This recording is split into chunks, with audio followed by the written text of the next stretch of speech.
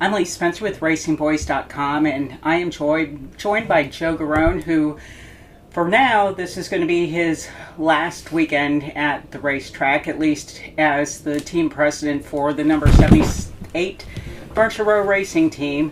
Kind of a bittersweet weekend for you, is it not? I mean, when I first met you, you were working with Cal Wells, and then went to NASCAR, and then got an opportunity to move home and work with Barney and build what was a single car operation to a championship team. It's this has got to be, I don't know, a weekend wrought with a lot of emotion. Yeah, it's certainly bittersweet for sure. It's just with all the things to overcome when you start a team in Cup in the Carolinas, period. You can just amplify it when you think of starting one out in Denver, Colorado. And truly the industry, for the most part, didn't give us a chance of being successful at all. And with our owners' patience and our ability to continue to get better equipment, better people over a period of a lot of years, we were able to build the team into a team that could win races, and then continuing that pattern into a team that finally could contend for a championship and then ultimately win one. So over a period of 13 years, close to 14 years, you can imagine all the relationships and work that's gone into us. So it, of course, is bittersweet to see it come to an end. But at least we're in a position to potentially win a second championship on our way out. There were those that said it couldn't be done, and even last year, as you expanded to a two-car operation for 1 year, basically to help Toyota out of a jam, and with what had originally been a single-car team, faced the best organizations in this sport: Joe Gibbs Racing, Stuart Haas Racing, Team Penske, and ended up victorious. I mean, you're going to go into that same kind of deal this weekend, but for the people that said it couldn't be done, how did you do it from such a remote location and out of the Carolinas? It had never been done before. Yeah, well, really, it comes down to people at the end of the day. People and an owner with patience, because it takes time to be able to get in a position where you can put those kinds of people together and acquire the equipment that you need to be able to do it. And it falls not only, you have to give thanks to a lot of people in the industry. I remember once, as a single car team, when we were partnered with RCR, our transporter leaving Phoenix to the Homestead race was involved in an accident, and we wrecked just about every piece of equipment we had. And we would have been out because we were so far away. Being in Denver to try and get to Miami in time was going to be about impossible. But RCR stepped up and let us. They had a trailer sitting there that was stocked and ready to go, and they jumped in, and as a team effort, we were able to make it. And it's just kind of what NASCAR is. It starts on the grassroots on Saturday nights, and we all have each other's backs. And as much as we're competitors, we also have a common respect for each other to help us all compete when times are tough. And you don't do this stuff on your own. It takes everybody in your own organization, and sometimes outside of that. We've had good support from everybody in the garage to help make all this happen. How much did your time at NASCAR, as in an official type of role, how much did that help you when you did go to actually run a race team? A lot. Every step in my career, every step that I've made from one place to another has been a learning experience, and I was raised by my parents to make sure whatever I did that I learned from it, and then I did it better the next time. So I'd have to say every one of the steps from team to NASCAR back into the teams has been a learning experience and been more and more refined, and really made me feel with more confidence and more experience that I could accomplish more things. Barney said basically he could not have done this without you, which is a huge compliment, but he also said that the organization took a huge jump once Todd Barrier came in, and Todd brought Cole in, and you got to work with a champion in Kurt Busch. Was that kind of the point where it signaled, not to take anything away from Regan Smith, who earned the first win for Furniture Row Racing with nothing short of a Southern 500 victory, but once you had a champion behind the wheel, and Is that really when you kind of saw your vision get to the point where you thought this could be a perennial contender? Well, a couple things about that. First, I wouldn't say that there was a vision that was going to happen per se. I don't think we look. Barney might, but I know from my perspective, I don't look that far out. I'm looking a little bit closer in. Again, trying to constantly get better people and better equipment to do better on the racetrack, and that's where enter Todd Barrier. Todd and I had a relationship from years ago when he was helping Corelli. I was helping Corelli, and I remember early on, as I got back into Cup out of when I was working for NASCAR for a while, I wasn't racing. Then I came back into Cup and leaned on Todd, and he helped get me kind of caught up to what was going on for the few years I missed being at the track, which, as you can imagine, a lot of technology had come along in that couple of years, and I always just really looked at Todd as being one of the greatest guys in the garage. And we were talking one day about doing expanding Furniture Row into with a different manufacturer, and he expressed an interest in taking over the manufacturing part of that project we had. And I said, hey, what would you think about crew chief and Forrest and maybe doing Regan Smith? And he he came back and said, I'd like to talk about that. And that became one of those tipping points that you run into where things changed after he came on board. After that move was made, then he brought another group of people that he had worked with that he thought, and was correctly thought, were just terrific, intelligent guys. We were able to hire that group of guys. And then that group of guys had a group of guys who they felt were extremely capable, and that's just kind of how it all gets put together. But at the end of the day, you're always looking forward and always willing to make those kinds of moves to improve the program. And then when you get those people, you just let them do their jobs. And Todd was one of the key components that made that happen. You kind of had an idyllic situation, though, for a lot of these guys where, people may say you're at a disadvantage having to make that commute week in and week out. But on the other side of that, nobody could poach your people when you were out there. It was one of those situations where they loved the atmosphere, they loved the lifestyle that Colorado affords people, and didn't want to leave. Yeah, that's true to a degree. When it comes to poaching people, I don't think miles matter. I think it's just integrity, and if there's somebody after one of your guys, they're going to make every move to do it, no matter where you're at. But there are minimal issues with racing in Denver, outside of the North Carolina area, the southern area. There's a lot of benefits, and one of them is just the focus that you have on your team. There's just not a lot of distractions there because we're the only team. We've got ourselves, and that's it. And it builds a great camaraderie among all the guys, and you all share this. I remember one time we kind of nicknamed ourselves the Land of Misfits, just because we were all on our own. We were out in Colorado on this island, and it was fun. It was great. We had each other's back, and that has carried all the way through to today. So there's benefits. I wouldn't hesitate to start another team in another state at all. Now, in fact, I think it's healthy, potentially healthy for the sport. I kind of feel like the island of the misfit toys with the media center too, because a lot of these people, they pick NASCAR over stick and ball, and it is a different lifestyle for sure. It's completely different from corporate sponsorship to our travel schedules, and it just goes on and on. It's different. Not necessarily harder or easier, it's just a lot different. How did you get from having a fully funded car to not having a car funded for 2019? Yeah, well, one of the things with NASCAR that's tricky is expenses versus income. And I struggle with this word. The sport's cyclical. It goes up and down.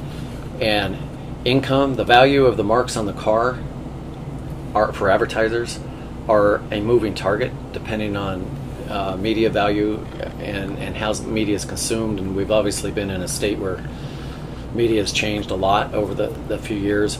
And then on the other side of the board, you have expenses that are always increasing, it seems like. And so there's a struggle to try and keep the expenses to match the value of what the race car is. So we're at a point where I think the value of the marks on the car have gone down over the years a degree, but our expenses haven't, by at least not by much. NASCAR has a full court press effort on helping the teams keep those expenses down. But what happens is there's a certain number of owners that can afford to go over and above what maybe another group of owners can do in a situation when pressed, to where they can, call it for lack of a better word, throw money at a situation and acquire a person or people or equipment that maybe another guy can't get. And you're just not going to be able to control that unless there's some sort of spending cap to make it a little bit more equal, at least from a spending perspective, among all the teams. At any rate, so what had happened to Furniture Row was our expenses went up from, we'd been 3 years contracted with our partner Joe Gibbs, and the expenses there were going to increase drastically, which meant we needed to get our income to at least try and get it to match. And then in the process of trying to bring that together, 5 Hour decided to end their 10-year sponsorship. Moving forward, so we got hit with a double whammy there. It was kind of a perfect storm, if you will. And realistically, to try and come up with the money, which would be equivalent to half, if not a little more than half, of a full primary sponsorship in a matter of 2 months, was just unrealistic. And it really led to us being out of business. When you look at it from that standpoint, though, we're getting to a point in NASCAR where, even though you have these powerhouse race teams, the same three guys, at least from our perspective, keep going back to the playoffs. And it's almost, and I use the analogy, Formula One has an alpha driver, and then you have the other drivers falling in line. Kyle Busch, Kevin Harvick, it seems like those guys, and at least one of the Team Penske drivers, continually tend to get to the Final Four. Your driver, I think this is his, third year? 3 of the last 4 years that he's been there as well. How have you guys, short of a miracle, been able to elevate the program to be in that elite among the big three? Well, it comes back to Barney Visser and Furniture Row, because as I was just talking about the expenses, they're great enough to where the sponsorship on the car doesn't necessarily cover the spend of the car. But Barney was able to, and Furniture Row companies was able to fill that gap, and it sort of launched us into that same type of elite. That same type of elite status, I guess you call it. But the truth is, it was a bit of a disguise, because Barney just isn't. He's not at the level of some of those other owners and companies. They're just great people with big businesses. But it had been a stretch for him. And then what we found Barney still having to put a lot of money in to cover what I was spending of his money without marks on the car. So he ends up without advertising, or at least very much of it, for Furniture Row and Denver Mattress, and yet still spending a lot of money. So it just didn't work out. And again, you've got to get the expenses, the cost of not just racing, but racing at the ability to win races and 4 championships has got to come down to be closer to what the overall revenue to run the car is. And we're apart. And it's always going up and down. At times, the value of the car, the income goes up. And the funny thing about expenses is we'll spend more money, so the expenses go up. But at that point, you can kind of afford it. But then when the economy changes or the value of the car goes down, we still spend the same amount as we did before, for the most part, the guys that can. The back of the field, or the guys that are just trying to make it, are the ones that end up really taking it, because they can't keep up anyway. So trying to get the cars that are struggling to run lap time to be more equal to the cars that are running up front that gap becomes even greater, because now that it's not only the competition side, but it's also fueled by the financial side. I believe all that has to come together, and the competition between all the cars on the track will become tighter, and we'll all have money to race with and not get in situations like we did at Furniture Row Racing. Is it fair to say that Barney Visser, for a lack of terms, was priced out of the market? I think you could say that, yeah. Just from the standpoint of, again, what I just said, there's not enough revenue to come in between the winnings and the earnings and then the sponsorship to cover the gross amount that we spend to get it done. And Barney only does it one way. He's gonna do it at the level that allows us to win and win for a championship, or he won't do it. And that's what he's proving right now to the industry, is he's not going to do it. You had who I consider one of the most creative, brilliant crew chiefs. I mean, just come out of nowhere. I mean, no one, until Cole was named crew chief, nobody had really heard of Cole Pern. How big of a part has he been of the recent success of this organization? Cole was key. He again came with Todd Barrier. Todd recognized the skills that Cole had, and I remember when we were all talking about Cole and just trying to get not just Cole but a whole group of guys. And he was a race engineer. He was still pretty young and still pretty wild and crazy. And Cole is a rare individual because he used to race, so he knows what it's like behind the wheel, in the seat, and he actually did really good at it. So it wasn't just that he ran around and got in the way like I did in my career. He actually had competed pretty well. So, and then with his mechanical engineering degree, coupling it all together, and I will take credit in my own little world with Barney of telling Barney, this kid is going to make it. He's going to be better, if not as good, better, if not at least as good as Chad Knaus, success-wise. And man, Cole has just proved it. That's for sure. As far as a measuring stick, knowing that you're capable of taking that next step, how big was it to have Kurt Busch in the seat? Well, Kurt was another one of those tipping points that you see that come along every now and then that really move the needle. And Kurt was able to first back up. Regan winning a race showed everybody, okay, you can't win a race at Darlington Southern 500 without pretty amazing equipment. Daytona, Talladega, you can, by virtue of the draft, you can get a win. Darlington, it's hard to get a win with the best equipment, best driver, let alone and to hold up Carl Edwards. Yeah, exactly. And so that opened up some eyes, and then Kurt just took it to even another level. I think we were on the front row, I think 9 times. Should have had a pole. I think we had 1, and we were second 9 times, something like that. In many races, I don't remember the exact stats, he ran up front. And again, with the pit crew at the time, our guys were good, don't get me wrong, but they weren't. What happened there was the pit crew was at a level, and then Kurt moved us up so high so fast, the pit crew couldn't catch up to the guys we were competing with on the racetrack. That group of guys we were competing with had better pit crews, more experienced crews, and our guys were doing everything to catch up to them, but it just took too long. Had we had, I think, the crew we needed to compete up at the front, Kurt would have got some wins with us that year for sure.